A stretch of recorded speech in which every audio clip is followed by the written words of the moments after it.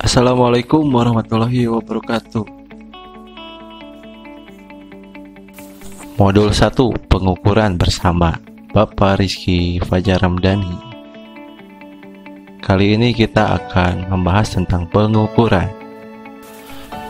Pengukuran adalah proses membandingkan nilai besaran yang belum diketahui dengan nilai standar yang telah ditetapkan. Pengukuran adalah membandingkan suatu besaran dengan besaran standar. Besaran standar tersebut harus memenuhi syarat-syarat sebagai berikut. Dapat didefinisikan secara fisik, jelas, dan tidak berubah dengan waktu, dan dapat digunakan sebagai pembanding di mana saja. Panjang meja tersebut adalah 8 kali pensil. Sebagai contoh, mengukur panjang meja dengan sebatang pensil. Panjang meja sebagai besaran, pensil sebagai alat ukur, dan panjang pensil sebagai satuannya. Besaran dapat diartikan sebagai sesuatu yang dapat diukur, serta memiliki nilai besaran dan satuan.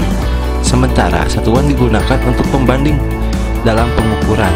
Satuan internasional adalah satuan hasil konferensi para ilmuwan di Paris yang membahas tentang berat dan ukuran. Nah, mahasiswa berdasarkan satuannya, besaran terdiri dari besaran pokok dan besaran turunan. Besaran pokok ialah besaran yang menjadi dasar untuk menetapkan besaran yang lain. Satuan besaran pokok disebut satuan pokok dan telah ditetapkan terlebih dahulu berdasarkan kesepakatan para ilmuwan. Besaran pokok sifatnya bebas, artinya tidak bergantung pada besaran pokok yang lain. Berikut disajikan besaran pokok yang telah disepakati oleh para ilmuwan. Lalu, besaran turunan. Besaran turunan merupakan besaran yang diturunkan dari besaran pokok. Satuan besaran turunan disebut satuan turunan dan diperoleh dengan menggabungkan beberapa satuan besaran pokok. Paham kan sampai di sini? Berikut merupakan beberapa contoh besaran turunan beserta satuannya. Perhatikan ya. Oke. Nah, lalu dimensi. Dimensi itu yang cara besaran tersebut tersusun atas besaran-besaran pokoknya. Dinamakan dimensi. Pada sistem satuan internasional ada 7 besaran pokok yang berdimensi, sedangkan 2 besaran pokok tambahan tidak berdimensi. Cara penulisannya dinyatakan dengan lambang huruf tertentu dan diberi tanda kurung persegi atau tanda mutlak. Untuk lebih jelasnya, perhatikan tabel berikut. Oke. Selanjutnya tentang alat ukur. Apa itu alat ukur? Alat ukur itu ialah alat yang digunakan untuk mengukur. Betul. Jenis-jenisnya ialah 1. Alat ukur mekanik, alat ukur elektrik, alat ukur pneumatik. Alat ukur mekanik adalah alat ukur yang digunakan untuk mengetahui ukuran atau dimensi dan kondisi fisik suatu komponen seperti panjang, lebar, tinggi, kerataan, dan sebagainya. Berikut jenis-jenis alat ukur mekanik. Ada jangka sorong, ada mikrometer, ada silinder bau Gauss, ada dial indikator, dan lain sebagainya. Bisa dilihat pada gambar tersebut. Oke, alat ukur elektrik. Di sini ada osiloskop, scanner EFI, ada avometer atau ampere voltmeter atau yang disebut dengan multitester, ada timing light dan sebagainya. Macam-macam alat ukur pneumatik bisa dilihat pada gambar berikut ini. Ya, contohnya diantaranya apa? Kompresor ya. Yuk. Dan lain sebagainya bisa kita lihat di gambar. Mengukur adalah ketika membandingkan suatu besaran dengan besaran lain yang telah ditetapkan sebagai standar pengukuran. Pengukuran bisa berupa panjang, massa, dan waktu.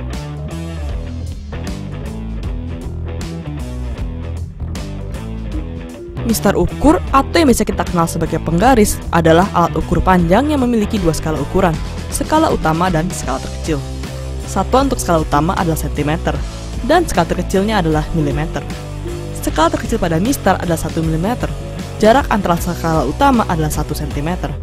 Ketidakpastian pada alat ukur adalah setengah dari skala terkecil.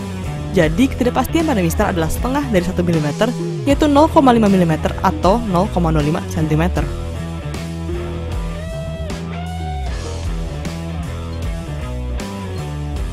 Jangka sorong merupakan alat ukur yang lebih akurat daripada mistar. Jangka sorong bisa digunakan untuk mengukur diameter bagian dalam dan luar sebuah benda, dan juga bisa untuk mengukur kedalaman. Skala terkecil pada jangka sorong adalah skala nonius. Skala nonius memiliki jumlah 20 dalam 1 mm. Maka skala terkecil pada jangka sorong adalah 1 mm dibagi 20, yaitu 0,05 mm. Nilai ketidakpastiannya adalah setengah dari 0,05 mm, yaitu 0,025 mm. Cara membaca jangka sorong adalah dengan membaca nilai skala utama terakhir sebelum angka 0 pada skala nonius. Jadi pada contoh ini adalah 22 mm. Setelah itu, kita melihat garis pada skala nonius yang berhimpit dengan skala utama. Pada contoh ini adalah skala nonius pada posisi 7,5 ini.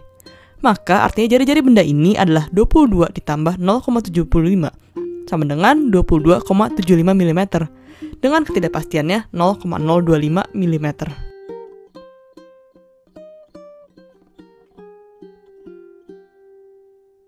Seperti pada jangka sorong, mikrometerskop memiliki skala utama dan skala nonius. Benda yang dapat diukur dengan mikrometerskop adalah ketebalan suatu benda dengan cara memutar skrup hingga menjepit benda tersebut.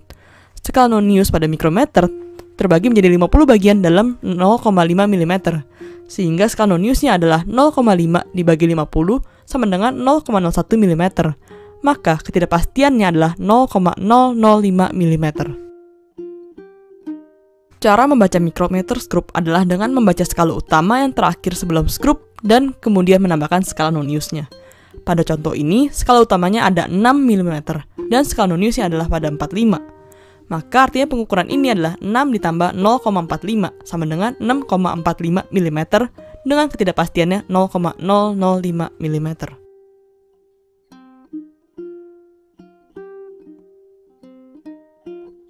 Stopwatch merupakan salah satu alat ukur waktu yang sering digunakan. Skala utama pada stopwatch adalah detik dan skala terkecilnya adalah milidetik.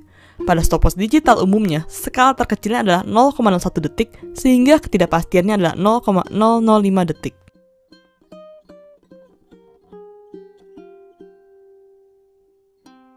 Terdapat banyak jenis alat ukur massa, contohnya neraca Ohaus, neraca pegas, dan timbangan. Setiap alat ukur massa ini memiliki cara pengukuran yang berbeda-beda dan tentunya skala yang berbeda. Ketidakpastian dalam alat ukur massa tetaplah sama, yaitu setengah dari skala terkecilnya.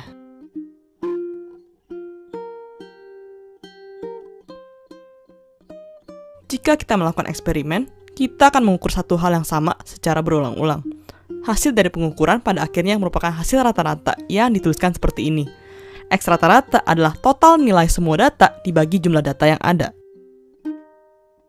Untuk menentukan ketidakpastian gabungan, rumusnya adalah seperti ini, ya. Artinya, ketidakpastian gabungan adalah akar dari jumlah dari hasil tiap pengukuran dikurangi dengan nilai rata-rata yang dikuadratkan dan dibagi dengan jumlah data minus 1.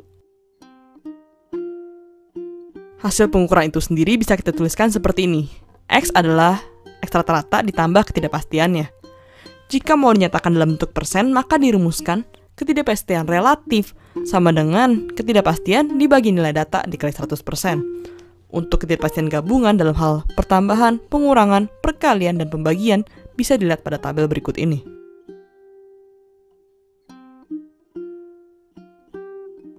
Ada pertanyaan?